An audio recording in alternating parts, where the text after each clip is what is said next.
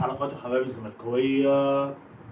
النهارده كده هنتكلم عن اخبار نادي الزمالك، ومش اخبار نادي الزمالك، احنا في فيديو نزل اتكلمنا فيه عن اخبار نادي الزمالك، لكن احنا هنتكلم عن موضوع واحد في نادي الزمالك، وهو موضوع رمضان صبحي. هنقول كل التفاصيل ونقول حاجات كتير هتهمك وهتفهمك ايه الموضوع، فخليك معايا لغايه النهايه ويلا بينا على الفيديو.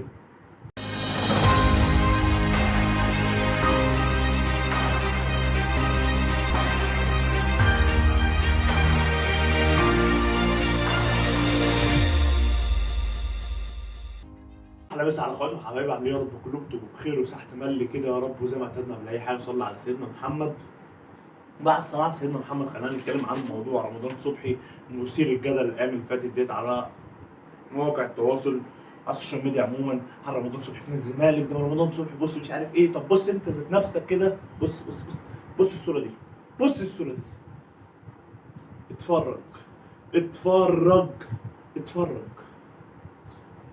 اتفرجت، اظن انت اتفرجت. هل الموضوع ده حقيقي بعد الصوره اللي انت شفتها دي؟ طب هل هو جه الزمالك؟ طب هل اسئله كتير قوي. تعال نتكلم عن لسان رمضان صبحي اللي ذات نفسه قال كده.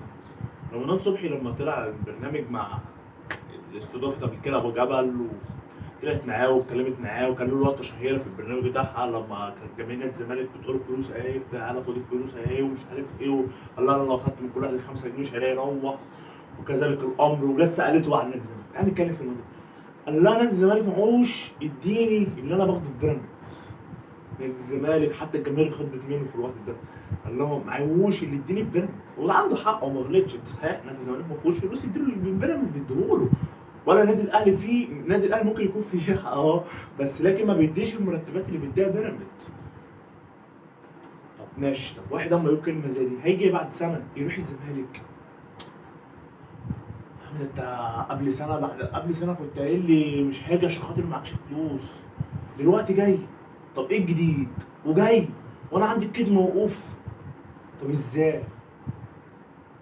لا يبقى الموضوع فيك، لا يبقى الموضوع فيك ازاي يعني؟ وانت وريني صوره ممكن تبقى مفبركه، والله عادي صوره ممكن تبقى مفبركه، بس نتكلم بالعقل.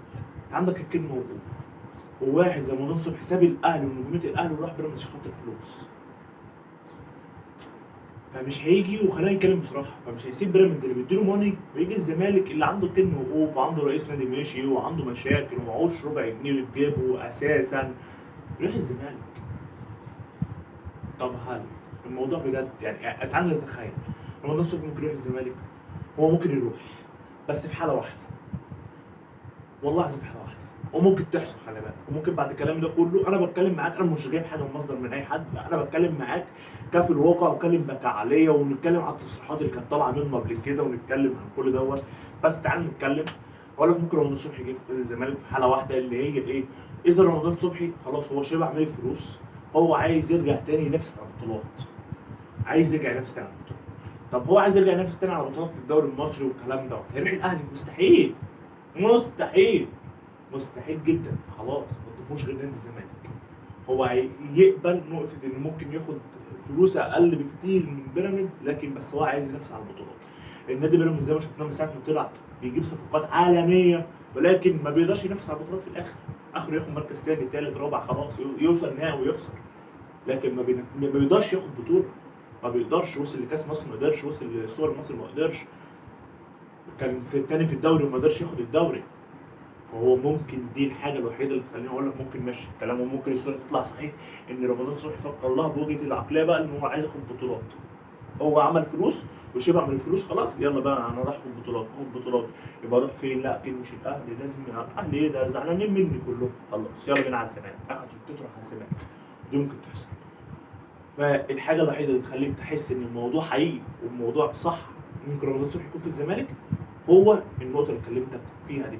طب هل رمضان صبحي لو جه الزمالك هيوجع الاهلي؟ يعني صفقه توجع الاهلي زي صفقه امام عاشور؟ لا، لا نهائي. نادي الاهلي مش فارق مع رمضان صبحي. نادي الاهلي كان فارق مع رمضان صبحي كان حاول يرجعه من اي وقت، ان رمضان صبحي لما رجع كان عايز يعني، اما راح بيراميدز وبعدها بسنه كان عايز يرجع نادي الاهلي، لكن الاهلي رفضه.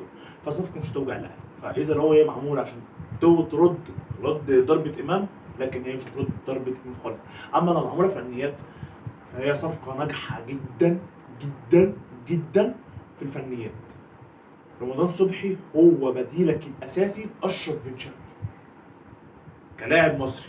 اما كلاعب اجنبي عندك لعيبه كتير جدا بديت اشرف بن شرقي واحسن كمان، لكن كلاعب مصري وهيقبض منك بالمصري فهو رمضان صبحي رقم واحد قبل اي تفكير، رقم واحد.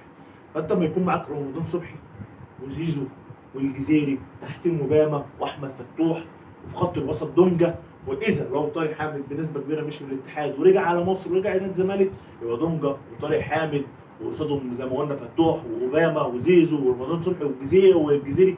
فانت خط وسط خط هجومي ناري ناري بيطلع نار من بقه. لكن خط الدفاع احنا ربنا يستر علينا، هو مش ربنا يستر علينا او اكيد ربنا يستر علينا كلنا، بس خط الدفاع هيكون احسن من الموسم دوت، ان هيكون عندك المسلوسي محمود علاء واحمد ياسر وقصدي احمد ايمن منصور. ده موضوع رمضان صبحي، تفاصيل رمضان صبحي. فلو عجبك فيديو النهارده ما تنساش اللايك والشير والسبسكرايب، ويلا سلام.